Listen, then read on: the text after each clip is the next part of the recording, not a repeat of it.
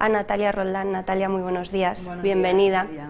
Queremos tratar hoy con especial cuidado el asunto de las residencias. Saben que aquí les hemos hablado de cómo nuestros mayores han sido tratados en esta crisis sanitaria y me van a permitir que me detenga presentando a Natalia porque queríamos hablar con una persona que verdaderamente nos pudiese explicar muy bien lo que ha pasado, lo que está pasando y lo que pasará en las residencias de nuestro país. Natalia Roldán es licenciada en Psicología, ha cursado la especialidad de Clínica en la Universidad Complutense de Madrid, es también experta en servicios sociales comunitarios y economía social, además de gerontóloga social, ha cursado también diferentes programas de alta dirección, ¿no es así, Natalia? Así es, María. Y además eres subdirectora general de Eulen Servicios Sociosanitarios. Efectivamente. Le he dicho todo bien. Perfecto. Ahí es nada.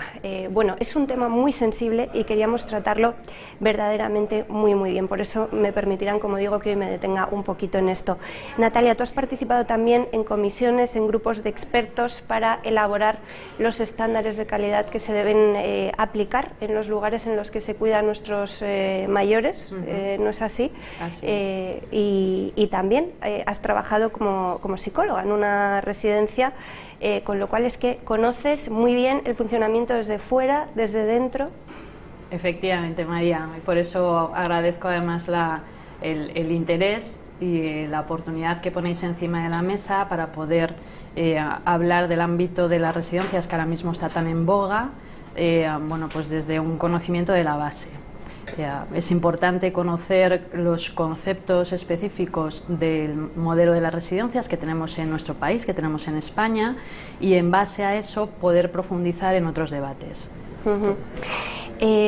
Bueno, no se puede tener ninguna duda de lo que tú vayas a contar hoy, porque lo conoces verdaderamente bien.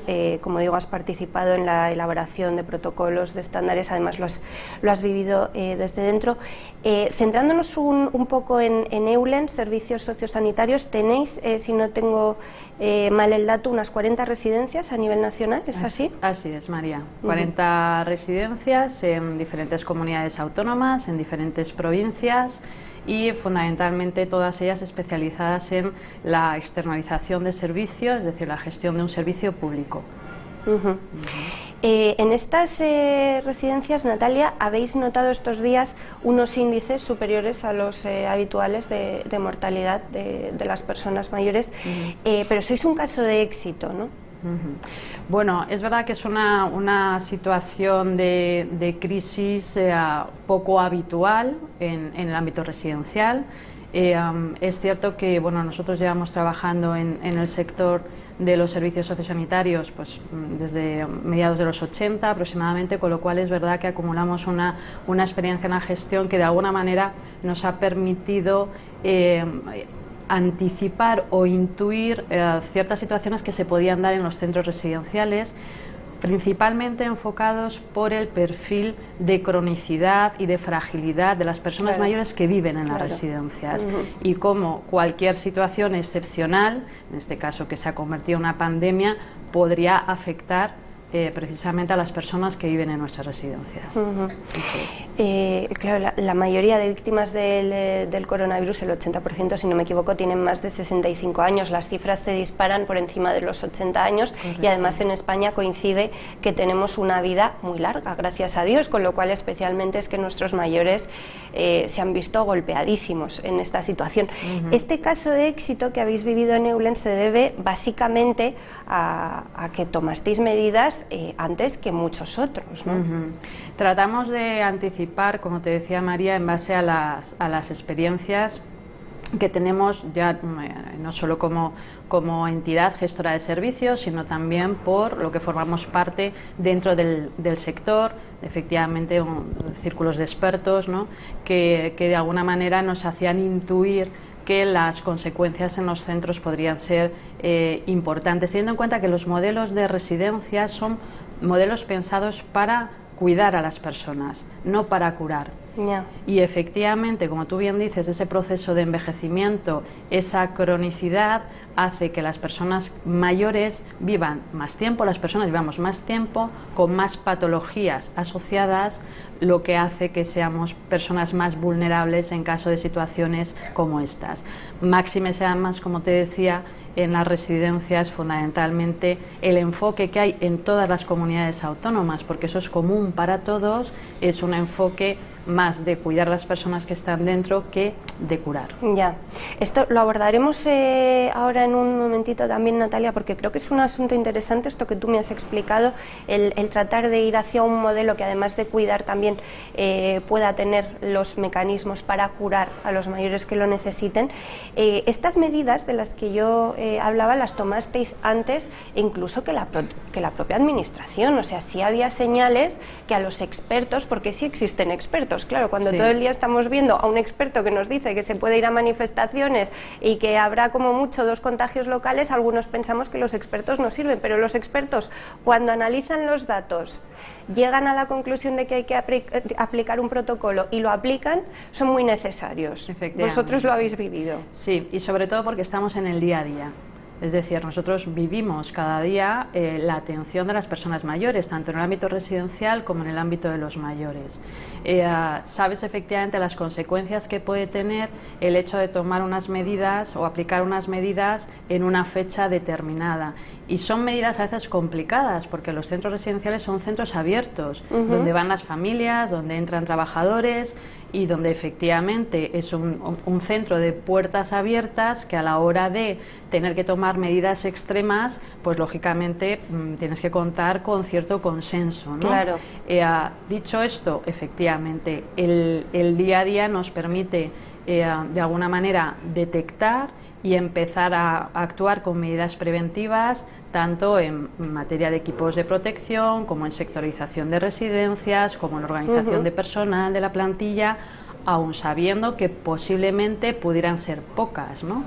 Es verdad que ahora mismo las residencias están muy en boga, el impacto de los mayores está muy en boga, pero normalmente no es así. Normalmente no hay un interés profundo en el ámbito de los sectores sociales y sanitarios, ¿no? Y sobre todo en el ámbito social. Durante mucho tiempo se lleva trabajando con diferentes agentes sociales para tratar de ir un modelo que dé un paso más allá, un modelo más sociosanitario que posiblemente, bueno, pues hubiera podido ayudar a gestionar esta situación de otra manera. Estas medidas a las que nos referimos, Natalia, me imagino que no son una cosa secreta que tenéis apuntada y guardada en una cámara acorazada, ¿no? Sino que son cosas sencillas, básicamente de aislamiento, medidas de higiene, de desinfección, de eliminar el contacto, o sea, lo que todos sabemos, lo que todos hemos vivido más tarde, pero que vosotros empezasteis a implementar un poquito antes, y ese poquito antes marca una diferencia muy importante en algunos casos, ¿no? Sí, efectivamente, así es, porque era la forma de poner una barrera, aunque no fuera natural, pero sí una barrera para poder proteger a las personas que atendemos en las residencias, igual que en los domicilios, ¿no? Y efectivamente así es, María. Y me decías que, claro, como sois un servicio abierto, hay que buscar el consenso. Yo me imagino que si tú explicas muy bien a los familiares de las personas por qué no van a poder ir a verles, lo entienden perfectamente y lo aceptan. Yo creo que también en el inicio hubo un problema de no explicar a la gente correctamente a lo que nos íbamos a enfrentar. Si tú a la gente le dices, esto va a ser una gripe, la gente dice, no me dejan ver a mi abuelo o a mi padre por una gripe. En cambio, si tú lo explicas bien, la gente efectivamente dice, a ver, que aquí puede pasar algo, vamos a ser muy cuidadosos. Correcto. La información es absolutamente necesaria, la información más objetiva posible, necesaria para que todas las personas en un momento determinado tomemos conciencia de qué situación nos estamos enfrentando, ¿no? Y efectivamente a veces bueno, pues se puede equivocar un afán de protección o de sobreprotección con realmente, bueno, pues hacer consciente a la sociedad de a qué nos podíamos estar enfrentando. En este caso, además, en el ámbito de los mayores o de personas con discapacidad, es decir, personas más vulnerables, era y es absolutamente fundamental. igual que es importante no bajar la guardia y seguir manteniendo medidas preventivas durante mucho tiempo, ¿no? Porque no sabemos realmente cómo se va a seguir comportando el COVID, ¿no? La propia pandemia. Sí. Hoy hemos visto publicado en algunos medios una cosa que a mí me ha dejado espantada, y es que el Gobierno intentó que los proveedores no vendiesen material sanitario necesario de protección a las residencias de mayores. ¿Esto lo habéis percibido en algún grado, aunque sea pequeño? Pues mira, María, es verdad, como decías al principio, que nosotros bueno, pues nos anticipamos, hicimos un acopio superior de equipos de protección que ya son habituales en los centros residenciales. Lo que pasa que es verdad que se han ido definiendo diferentes niveles, digamos, de medios necesarios para ello, ¿no? Y posiblemente lo que sí ha podido suceder es que en un momento determinado, a la hora de priorizar, se haya podido priorizar el sistema sanitario con respecto al sistema de atención social, que es donde están ubicados los centros residenciales. Ahora hablaremos de datos relativos a este asunto también. Tú me mencionabas el modelo de las residencias. ¿Qué puede estar pasando en las residencias? Para que hayamos visto en algunas, no en las vuestras en concreto, los dramas que hemos visto y cómo se podría mejorar de cara al futuro. Espero que no tengamos más pandemias, pero para estar prevenidos. Sí, pero puede ser, que hoy nos hemos enfrentado a una y el día de mañana nos podemos enfrentar a otra, ¿no? Yo creo que parte del reto de la globalización es precisamente eso, ¿no? Entonces, bueno, digamos que lo que tenemos es que intentar mirar un poco más allá, ¿no? Aprender realmente de la situación que hemos estado y que estamos viviendo hoy, tratar de afianzar un modelo que permita bueno, pues compaginar esa parte tanto de una atención más de cuidado con una atención más vinculada a la bueno, pues a esa atención sanitaria que se puede perfectamente compaginar dentro de los centros residenciales y bueno, pues a partir de ahí poder hacer una prestación de servicio con una mayor y mejor calidad. Que efectivamente pueden existir situaciones o servicios o personas, mejor dicho, ¿no? Con una práctica no adecuada, lo que hay que hacer es, por un lado, no generalizar y segundo, sobre todo, detectarla de forma temprana para corregir y mejorar. De eso se trata, ¿no? Porque al final, bueno, pues estamos hablando de muchísimos trabajadores, es un sector que genera empleo, es un yacimiento de empleo muy importante, hay muchísimas personas con un nivel de cualificación, de profesionalidad muy alto, que están ahora mismo trabajando mientras tú y yo estamos hablando, y no deberíamos dejar que se pueda haber empañado, bueno, pues situaciones anómalas, atípicas, que por supuesto lo primero que hay que hacer es lógicamente detectarlas y poner los mecanismos para que eso no ocurra. Todos estamos interesados en que eso sea así, nosotros los primeros, ¿no? Esto que tú mencionabas de ir a un modelo que además de cuidar pueda estar enfocado a curar, en cuanto a las administraciones públicas se han puesto a analizar qué hacer en las residencias, lo han detectado. Porque ha sido lo primero que han hecho, intentar medicalizarlas para poder tratar a los mayores en el centro donde residen, no tener que desplazarlos porque son vulnerables y a la vez intentar no colapsar las urgencias, ¿no? Para dejarlas libres para una población más joven.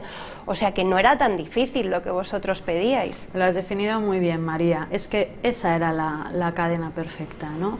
Es verdad que ha habido una evolución en lo que son los modelos de atención y efectivamente hoy por hoy las residencias no tienen una dotación suficiente como para poder atender estas situaciones dentro del ámbito residencial y por eso se requería de derivaciones a centros hospitalarios o contar con un apoyo más sanitario. Efectivamente se solicitaba un apoyo en concepto de medicalización, tanto con recursos humanos como materiales, puesto que, insisto, ahora mismo estas infraestructuras, estos edificios no cuentan con esos medios y eso hubiera generado una ayuda mayor al sistema también sanitario. En el fondo, si lo piensas, la situación casi ha venido provocada por un problema de logística, un problema de gestión de logística. Si hubiéramos logrado una entrada más escalonada en los sistemas, en este caso de atención sanitaria, seguramente se hubiera logrado una atención muchísimo más pareja a lo que requería esta pandemia o lo que requiere. Qué pena que lo tengamos que aprender así y que os hagan caso de esta manera. Natalia, ¿el modelo residencial es el mismo para todas las comunidades autónomas o cada comunidad regula de una manera concreta? Actualmente, desde el año 2006, que además se publicó la ley de atención personal, de ley de atención en materia de dependencia, hay una cartera de servicios que están regulados, como son la ayuda a domicilio, los centros de día, las residencias, centros también de noche, bueno, y otra serie de recursos que ahora no vienen al caso, y que establecen cuál es el modelo de atención en todas las comunidades autónomas. Es cierto que como las competencias están transferidas, diferentes administraciones luego regulan de diferente manera, bueno, pues condiciones a efectos de ratios, de tipos de servicio, incluso del propio diseño y modelo de las residencias, de un tamaño más grande, más pequeño, y esas variaciones son las que hacen en un momento determinado que los servicios que se reciben puedan ser diferentes. Pero lo que es verdad es que en todas las comunidades autónomas el modelo residencial es un modelo pensado para una atención social, para cuidar. Quiero insistir mucho en eso porque, bueno, pues de ahí... O sea que el mando único quizá no tiene demasiado sentido en cuanto a las residencias, ¿no? Es un servicio demasiado especializado. Es un servicio muy especializado. Pensemos también que hay residencias especializadas en personas a lo mejor con una demencia, con demencias tipo Alzheimer, demencias vasculares. Puede haber residencias para personas que específicamente presentan algún tipo de deterioro funcional, y luego también hay residencias donde conviven, ¿no? Los diferentes perfiles de personas. Sí. Hay un dato que yo cada vez que lo leo, lo menciono, me dan ganas de ponerme a llorar de pena, pero sobre todo de rabia. Hemos sabido que en algunas comunidades autónomas no han ingresado durante la crisis del COVID-19 personas mayores de 80 años, cero. Hay comunidades en las que no se ha ingresado a nadie. Esto también lo habéis percibido, me imagino. La verdad es que ha sido una situación muy compleja. De verdad que nosotros desde los centros residenciales nos apoyamos en el sistema sanitario para hacer las derivaciones pertinentes, precisamente porque desde las residencias no se puede dar la atención integral que se requiere, ¿vale? Claro. ¿Qué es lo que ha ocurrido? Que efectivamente ha habido un colapso en el sistema de atención sanitaria, y en el caso de algunas derivaciones pues no se ha llegado a proceder, con las consecuencias que eso ha tenido para las personas, efectivamente. ¿Y vuestros trabajadores, a los que tú aludías también hace un momentito, realmente sí tienen la cualificación para poder curar en las residencias? Todos los servicios sociales están regulados y requieren de unas cualificaciones profesionales por parte de todo el personal que trabaja allí. Por un lado, bueno, pues lo que son el personal más importante, que son las auxiliares, las gerocultoras. Bueno, tienen una cualificación específica, ¿vale? Para atender en este tipo de centros, igual que cuentas luego con perfiles en el servicio de enfermería, de rehabilitación, con fisioterapeutas, terapeutas ocupacionales, psicólogos, trabajadores sociales que hacen toda la parte de atención psicosocial. En algunos casos puede haber algún servicio de médico, ¿vale? Y por supuesto luego también tienes personal muy importante en todos los servicios generales, limpieza, la parte de restauración. Ahora nos hemos dado cuenta de lo importantes que son. Importantísimo, María. Y hay una parte de cualificación y luego una parte muy importante que hacemos las entidades formando, buscando una hiperespecialización y una contextualización mayor de los conocimientos que tienes que tener en función del centro que estés gestionando, qué personas estás atendiendo, porque cambian. Cuando empecé y comentabas, ¿no?, en mis inicios, el perfil de personas que residían en los centros residenciales es muy diferente al de ahora. Pensemos que estamos hablando del colectivo de personas mayores, que son más de 9 millones de personas de nuestro país, ¿no? Y luego que estén vinculados al sistema de la dependencia, estamos hablando de 1,5 millones de personas. Entonces, los colectivos son muy distintos. No es lo mismo una persona de 65 años que una persona de 90, claro, ni sus necesidades, ni las propias generaciones, ¿no?, que ha vivido. Y bueno, pues todo eso son variables muy importantes que hay que tener en cuenta a la hora de definir realmente qué es lo que tenemos que hacer en este sector, insisto, para mejorar, para buscar la mejor calidad, para entender que es necesario un tejido importante donde convivan y coexistan diferentes modelos, sobre todo para que además las personas tengamos la capacidad de elegir, que es también importante, dónde quiero ser atendido y cómo. Con lo cual, cuanto más variedad haya, mejor, igual que existen en otros sistemas, en el sistema sanitario, medios de comunicación, es decir, que tenemos un montón de ejemplos donde creo que lo importante es poder enriquecer buscando siempre, insisto, esa mejora en la calidad y en la generación de un empleo de calidad.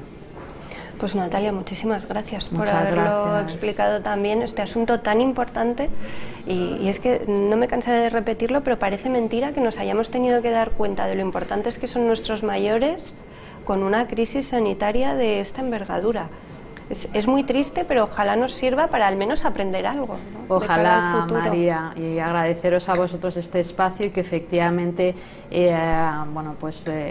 las personas mayores tengan el espacio que tienen que tener, el que estamos intentando generar con ellos y para ellos desde hace muchos años, y con una proyección de futuro en el que espero que nos encontremos todos nosotros, ¿no?, el día de mañana como mayores, con un sistema mucho mejor que el actual.